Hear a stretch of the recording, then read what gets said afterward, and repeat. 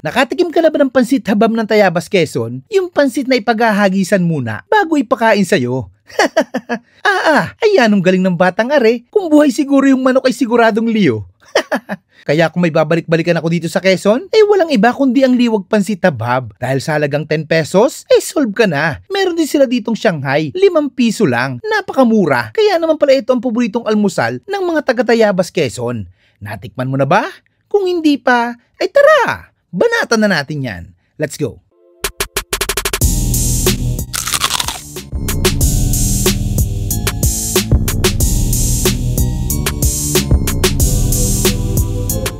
Sir, magandang umaga po. Hello, magandang umaga din po. Anong binibenta natin dito, sir? Pansit habab po. Pansit habab. Ito ba yung binabalik-balikan dito sa Tayabas? Yes po. Opo, ara po yung matagal dito sa pansitan sa Matiuna. Magkano sa pansit habab nyo, sir? May 20 po, may 15, may 10 po. Gano'ng karami 10? Ganito po ang kadaming 10. Sige, sir, patingin nga ako ng 10.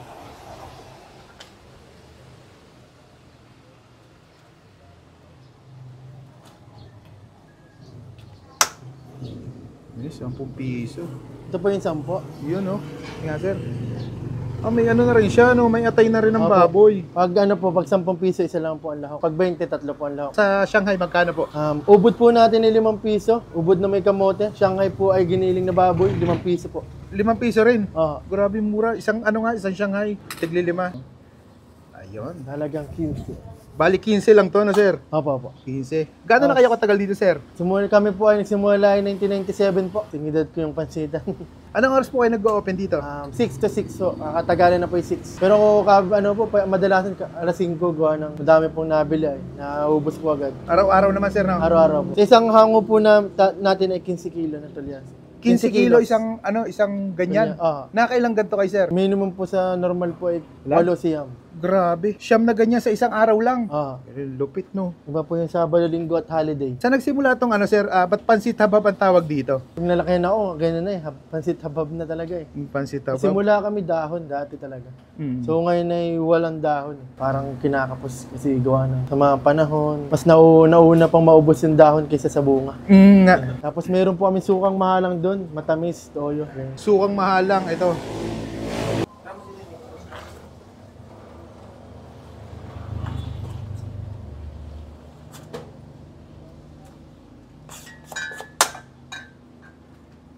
Yun, no?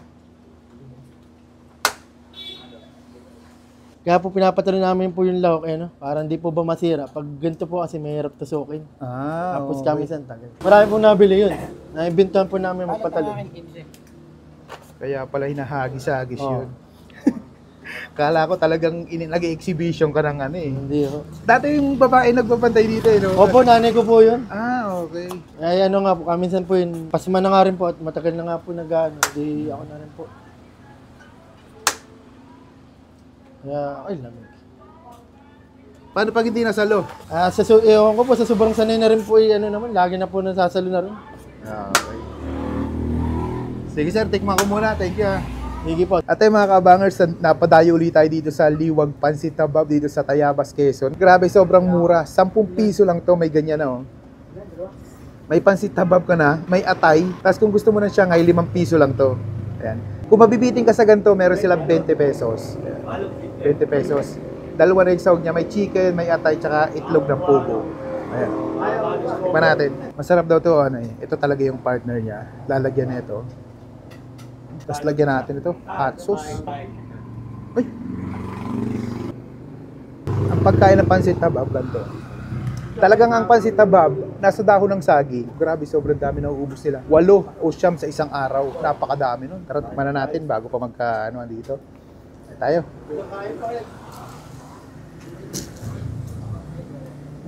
Punchy. Natin.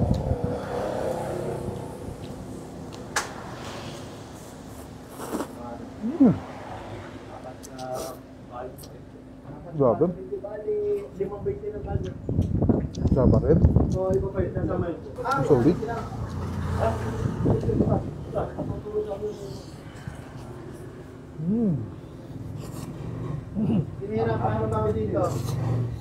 So 10 peso, goods na goods ka na pang almusal. Bitin? Tulad nga sinabi ko, kung bitin kayo sa 10 piso, meron silang 20 pesos. Yan. Meron na siyang quail egg, atay, saka may manok na rin siya. Tikman natin walang kahit ano. Yung timpla lang talaga niya.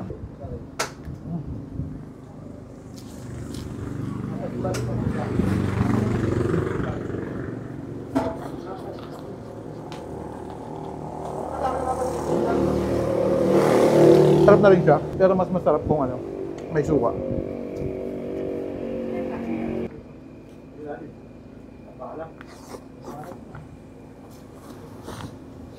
Sabi? Sarap. Pag napadaan kayo sa Tayabas, Quezon, hindi kumpleto ang pagpunta nyo dito. Kung hindi kayo makakadaan sa Liwag Pansit Tabab, napakasulit mga lods. Tingnan nyo rin.